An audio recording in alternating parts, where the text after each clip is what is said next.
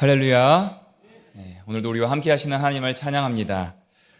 수요일 또 오늘 하루 동안 수고로운 또 고단한 하루를 보내고 이 자리에 오신 여러분을 주님의 이름으로 축복하고 환영합니다.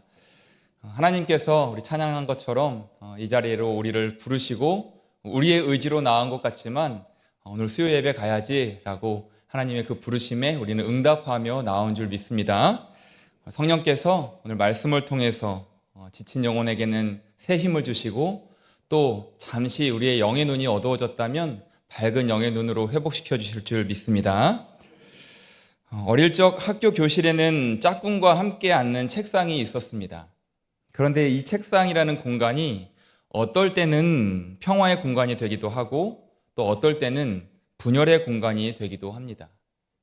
학기를 시작하는 연초에 좋아하는 아이가 내 옆에 짝꿍이 되면 그곳은 아이들의 순수한 사랑이, 그 우정이 싹트는 평화의 공간이 됩니다. 그런데 반대로 싫어하거나 관심이 없는 친구가 짝꿍이 되면 그곳은 여지없이 냉기가 흐르는 분열의 공간이 되고 말죠. 책상 한가운데에 책가방이든 뭐든지 올려놓고 절대로 여기에 넘어오면 안 돼, 넘어오지 말라라면서 분단의 선을 그어버립니다. 풋풋했던 어린 시절의 추억 이야기로만 가볍게 웃어 넘기기에는 뭔가 씁쓸합니다. 왜냐하면 이것은 어린 시절만의 이야기가 아니라 또 오늘 우리네 또 사회에서 우리네 일상에서 겪는 일이기 때문입니다. 책가방이야 명확하게 보여지는 선인지라 처음 생각했던 것과는 달리 내 짝꿍이 지내보니까 조금 괜찮은 친구여서 절대적 분단의 선이라고 생각했던 그 책가방을 치워버리기만 하면 그만인 문제입니다. 오히려 사람과 사람 사이, 어떤 공동체와 공동체 사이에 은연중에 그어진 보이지 않는 선이 더 큰 문제겠죠.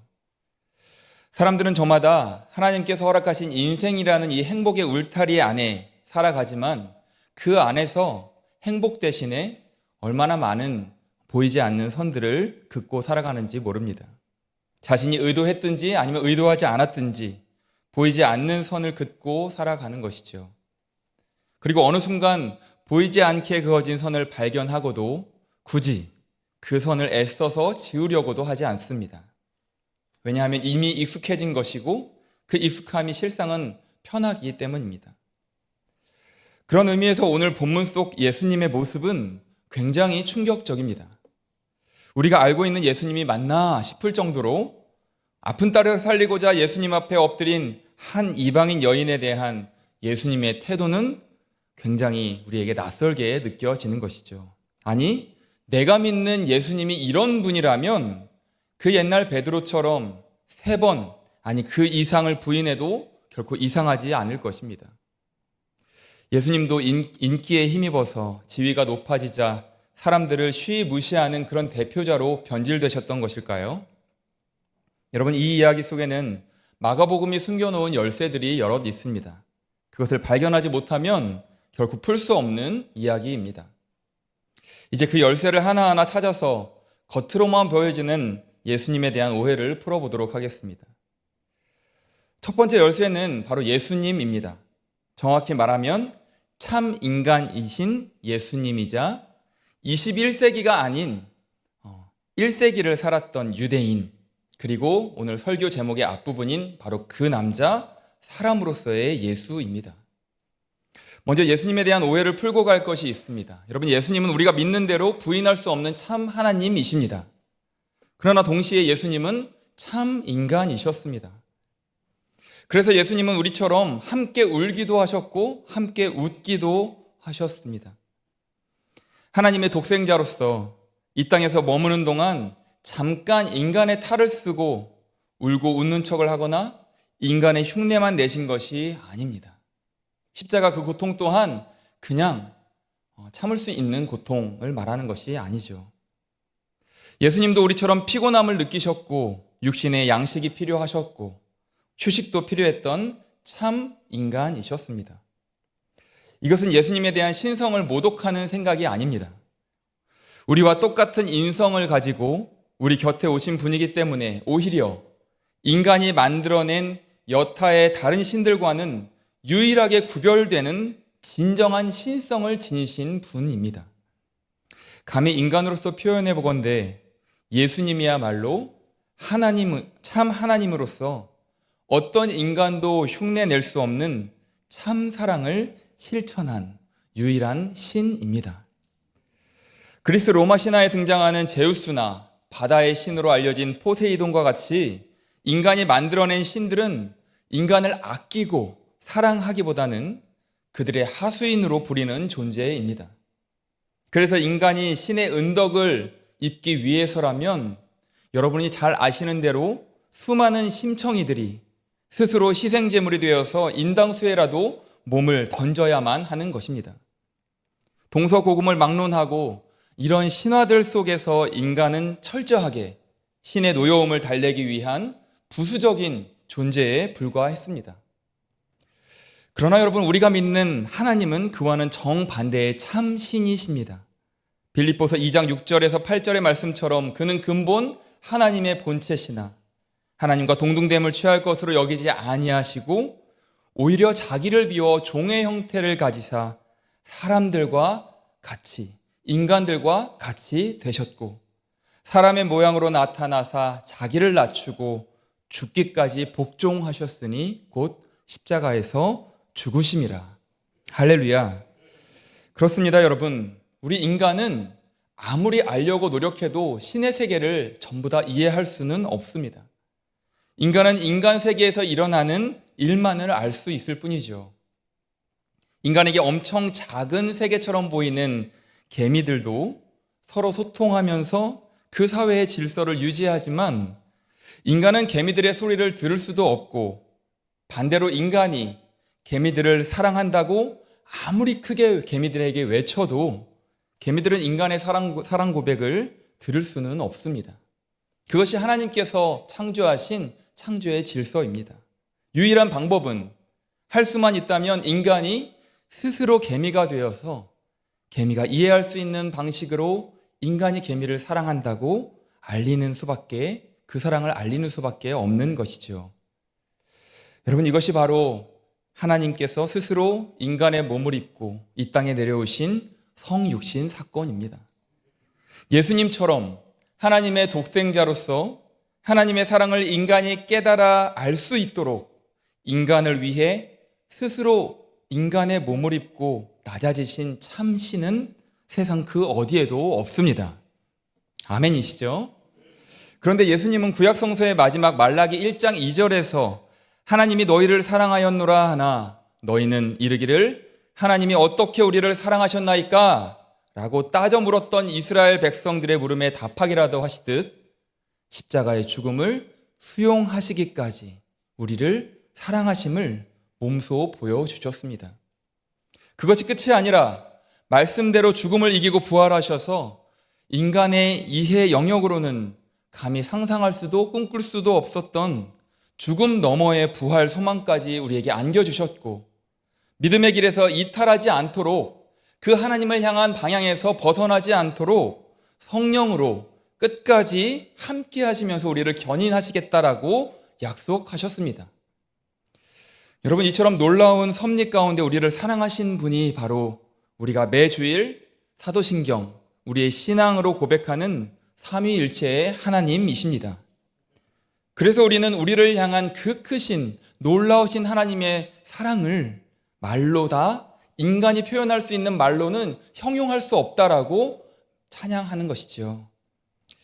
이처럼 놀랍고 신비로운 하나님의 사랑을 알게 하신 분이 바로 독생자 예수님이기에 우리는 참 인간으로서 참 신의 사랑을 드러내 보이신 그리스도 예수를 본받아 오늘도 이 땅에서부터 하나님 나라의 백성으로 참 그리스도인으로 살아내려고 부단히 애쓰고 있는 것입니다. 우리를 향한 하나님의 사랑 고백이 담겨 있는 이 성서의 가장 첫 번째 창세기 1장 1절에서 태초에 하나님이 천지를 창조하시니라 라고 선포하면서 흑암 가운데 앉아 있었던 절망하던 사람들에게 참된 소망의 빛을 주신 분이 바로 창조주 하나님이심을 고백하고 있습니다. 마찬가지로 신약 성서의 복음서 중에서 가장 먼저 기록된 마가복음 1장 1절에서는 하나님의 아들 예수 그리스도의 복음의 시작이라 라고 선포하면서 우리와 함께 하기 위해 성육하신 하나님의 아들에 대한 임마누엘 신앙을 고백하고 있습니다. 이렇게 하나님의 말씀인 성서 곳곳에서 그리스도를 예표하듯 미리 보여주듯 실존 자체가 복음이신 예수님은 주어진 삶을 열심히 살아내셨습니다. 그분의 삶 자체가 우리 인간에게 하나님의 사랑을 드러내는, 계시하는 복음의 연속이었습니다. 그렇게 복음을 살아내신 예수님을 따르는 무리가 점차 늘어나니 하나님의 아들로서 참 인간이셨던 예수님도 큰 보람을 느끼셨을 것입니다. 그러나 동시에 아침 저녁으로 쉬지 않고 몰려드는 그 인파 속에서 예수님도 많이 피곤하셨던 것 같습니다. 그래서 예수님은 일어나서 거기를 떠나 두로 지방으로 가셨습니다. 예수님도 쉬고 싶으셨기 때문입니다. 이처럼 오늘 본문을 시작하며 한 집에 들어가 아무도 모르게 하시려 했지만 숨길 수가 없었다라는 마가복음의 기록은 이러한 예수님의 상황과 그 심정을 대변하는 것입니다. 그런데 바로 이때 한 여인이 찾아와서 예수님의 쉼을 방해했던 것이죠. 아니, 그래도 그렇지. 우리는 예수님이 그 여인의 간절한 청을 들어주고 쉬셔도 되지 않을까? 그래도 예수님인데 라고 생각할 수 있습니다. 또 한편으로는 쉼을 위해 여인의 청을 물리치시더라도 저렇게까지 매몰차게 하실 일인가? 라며 예수님이 심했다라고 쉽게 결론 지을 수 있습니다. 하지만 우리가 놓치지 말아야 할 것이 있습니다. 예수님은 지금 2000년대 21세기에 사시는 분이 아닌 1세기에 갈릴리에 사셨던 유대인 남자였고 그 여인은 이방인이자 여자였습니다. 이것이 왜 중요합니까, 여러분? 사실 그녀는 귀신 들린 딸을 둔 여인이었기 때문에 그 여인과 함께 대화하는 것 자체가 유대인의 정결법에는 어긋나는 행동이었습니다. 그리고 그녀는 유대인들이 혐오하던 이방인, 그것도 인격적으로 당시에는 남자들보다 아래 취급을 받던 여자 신분이었습니다. 그러나 아무리 그런 당시의 사회적, 문화적 배경에 살던 예수님이라고 하더라도 병든 자기 딸을 고쳐달라는 이 한 어머니의 간청 앞에서 자녀로 먼저 배불리 먹게 하고 자녀의 떡을 취하여 개들에게 던짐이 마땅치 아니하니라 라고 매몰차게 말씀하시는 그 예수님의 태도는 100번 양보해도 너무나 냉정해 보입니다. 그러나 여러분, 상황은 그렇게 간단치가 않습니다. 이쯤에서 우리는 두 번째 열쇠를 찾을 필요가 있겠는데요. 두 번째 열쇠는 바로 오늘 설교 제목의 뒷부분인 그 여자입니다.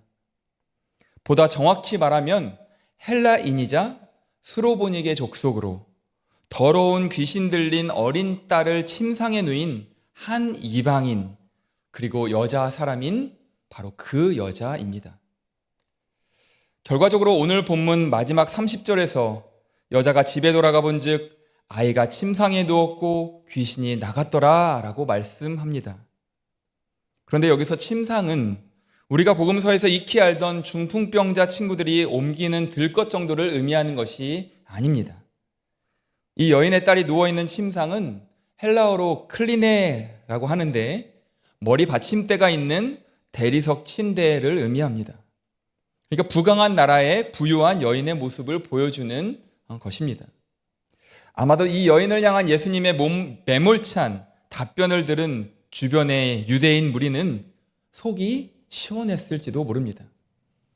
제자들조차도 지금 예수님의 모습이 평소와는 분명히 다르지만 예수님의 이미지를 생각해서라도 적극적으로 뜯어말리는 제자가 없다는 것은 그들도 예수님의 행동에 어느 정도 수긍하고 있다는 뜻입니다.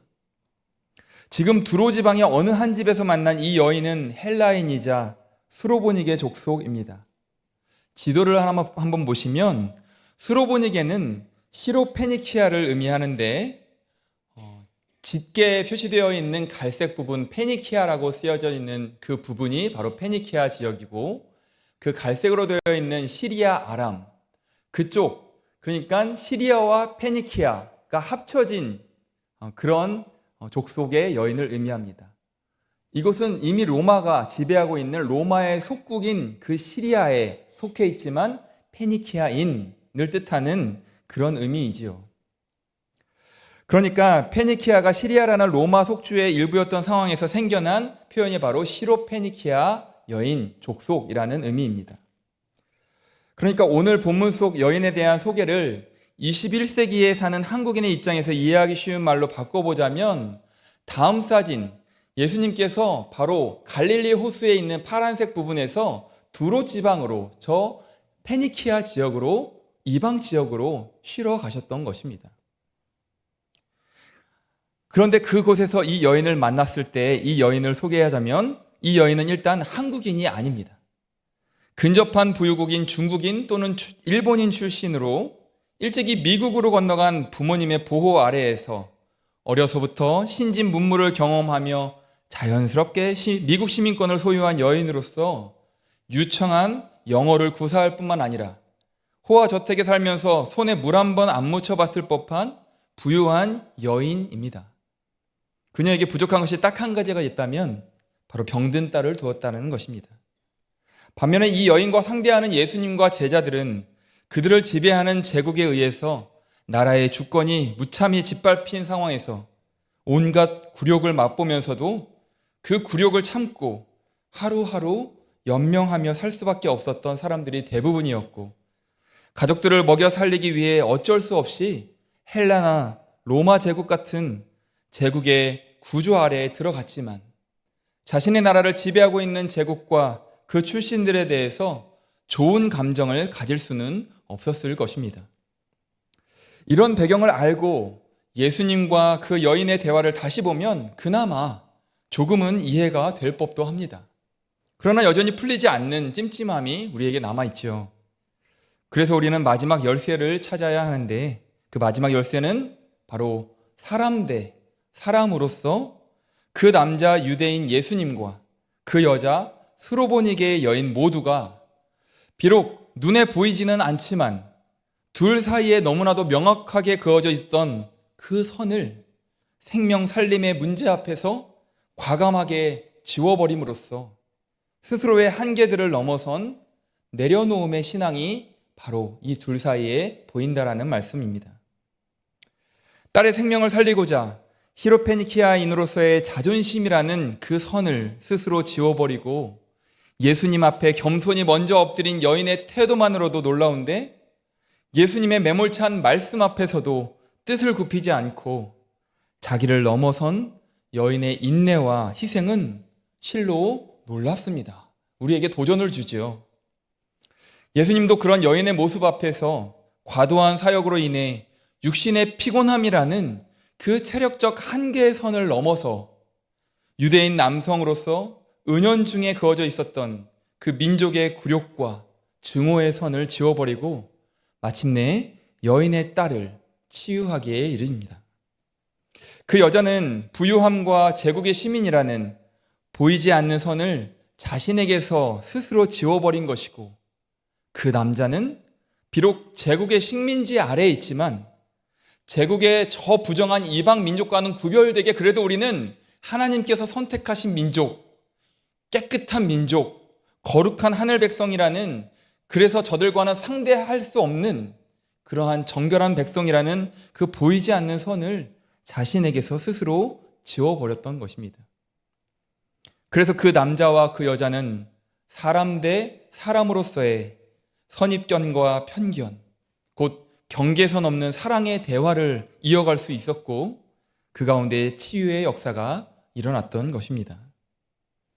사진 한 장을 보시면 이 사진은 지난 구약 성지여행 탐방 때 염산교회를 방문했을 때 찍었던 사진인데요.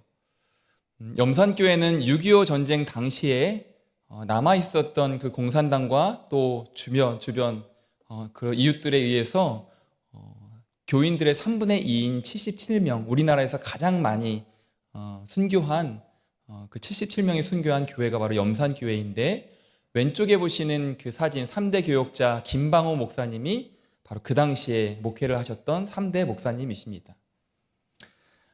목사님도 사모님도 첫째 아들, 둘째 아들도 다 순교했고 셋째 아들이었던 어린 김익 아들이 이제는 전도사가 되어서 그 동네에 다시 돌아와서 그 동네 주민들을 품고 교회를 다시 세웠는데, 동네 사람들은 자신들이 그 가족을 죽음으로 몰았다라는 것을 알고 있었기 때문에 저 아들이 복수를 하러 왔을까라고 두려움에 떨었지만, 그러나 김익 전도사는 오히려 그들을 용서하고 모른 척하고 오히려 그 선을 지워버리고 복수의 선을 지워버리고 그들을 그리스도의 사랑으로 품고 그리스도의 몸을 일구며 염산교회를 세워갔다라는 이야기를 들었습니다. 여러분, 우리에게 흔하지 않는 그런 신앙의 모습, 또 순교의 역사이지만 저렇게 할 수 있었던 것은 바로 그 안에 그리스도의 사랑이 그 김익 전도사에게 있었고, 그리스도의 사랑으로 보이지 않는 그 복수의 선을 과감하게 지웠기 때문에 가능한 일이 아니었을까요? 사랑하는 여러분, 우리네 인생에서 보이지 않는 선은 아마도 사라지기 어려울 것입니다. 열심히 싸워서 드디어 영적 전쟁을 하고 그 선을 지워냈다면서 기뻐할 틈도 없이 또 다른 강력한 선이 사람과 사람 사이에 그어질 것이고, 또 공동체와 공동체 사이에 보이지 않는 벽처럼 세워질 것입니다. 또 이 세상을 살아가는 동안 우리는 원하든 원하지 않든지 간에 그 선들이 여전히 존재하고 있음을 발견하게 될 것입니다. 그러나 오늘 본문 속 그 여자와 그 남자처럼 서로에게 있던 선들을 스스로 지우고 사람 대 사람으로서 온전한 사랑의 대화를 시작할 수 있다면, 예수님이 이미 시작했지만 여기저기 끊어졌던 그 복음의 연속선을 다시 잇는 것은 오늘 우리가 살아가는 21세기에도 가능할 줄 믿습니다. 나는 한국인 남자고 너는 외국인 여자이기에 나도 모르게 가지고 있던 편견의 선, 나는 어른이고 너는 어리기 때문에 서로를 더 존중하며 대화하지 못했던 무례의 선, 적응할 틈도 없이 빠르게만 변해가는 시대인지라 부모 세대가 살던 그 시대와는 달라서 우리 자녀 세대를 이해하지 못한다면서 그렇게 갈등을 빚는 세대 간의 선, 더 나아가서 나 스스로를 돌아볼 때 하나님은 오늘도 나를 새롭게 하시려는데 나까지 깨 뭘 할 수 있겠어, 또는 니까지 깨 뭘 할 수 있겠어 라면서 자존심은 높이고 자존감은 낮춰버리는 그런 하나님 백성으로서 어리석음의 경계선을 하나씩 하나씩 우리가 지워갈 수는 있습니다. 아니, 우리는 여러분 할 수 있는 대로 그 선들을 계속해서 지워나가야만 합니다. 바로 이것이 나를 버리고 주님 기뻐하실 길을 걸어가는 삶이기 때문입니다. 물론 나를 버리고 주의 길을 가는 것은 찬양의 고백처럼 결코 쉬운 일은 아닙니다. 그렇게 우리는 억지로라도 세상에 작은 티가 낀 우리 육신의 눈에 믿음의 그 점안액을 넣어서 오늘도 우리를 새롭게 하시는 성령의 눈으로 먼저는 나를 돌아보고 그리고 세상을 바라봐야 할 줄 믿습니다. 그래야 비로소 이 땅에서부터 예수님께서 이미 선포하셨던 하나님 나라의 그 평화를, 그 샬롬을 우리가 이 땅에서부터 우리 삶에서 맛보아 갈 수 있을 것입니다.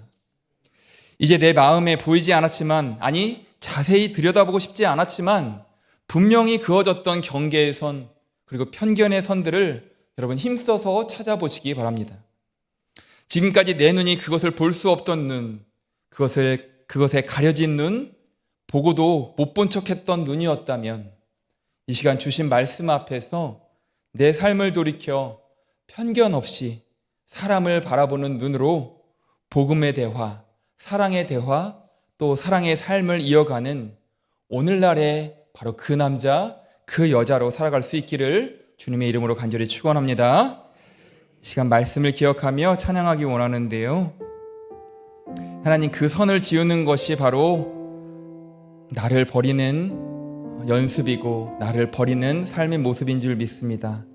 쉽진 않지만 예수님처럼, 그 여인처럼 사람 대 사람으로 사랑의 대화를 나눌 수 있도록, 그래서 그 복음의 선을 이어갈 수 있는 우리가 될 수 있도록 주님, 우리 스스로를 내려놓는 우리가 되게 하여 주옵소서.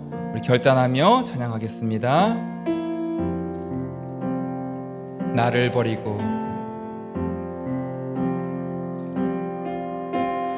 나를 버리고 그의 길을 가는 것, 세상 그 무엇보다 어려운 내려놓음, 내 안에 예수 그분만 생각할 때 하늘의 그 손이 일하시네. 그분의 마음, 그분의 시선으로, 그분의 마음,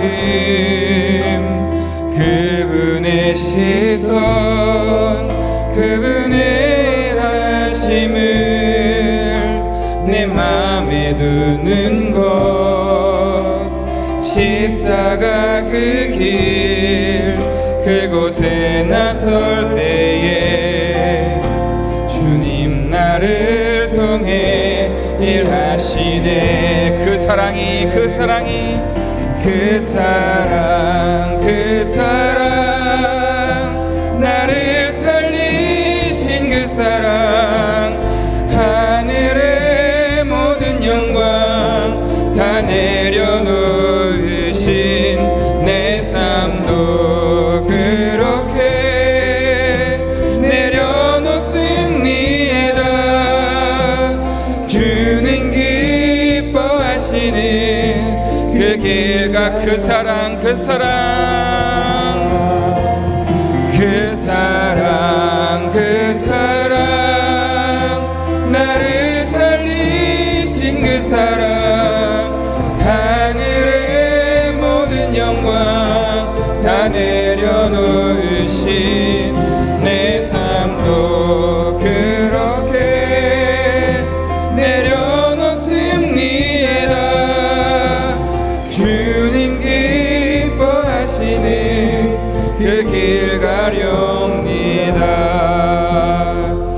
여러분, 이 시간 합심하여 기도하기 원하는 것은 하나님 주신 말씀대로 우리 안에 나도 모르게 그어졌던 편견의 선, 또 선입견의 선, 또 나는 남자고 너는 여자라는 그런 차별의 선, 하나님 나는 위에 있고 너는 아래에 있다라는 은연중에 그어진 선, 그리고 하나님 이 대한민국 분열된 선, 또 야당과 여당 간에 보이지 않게 수많이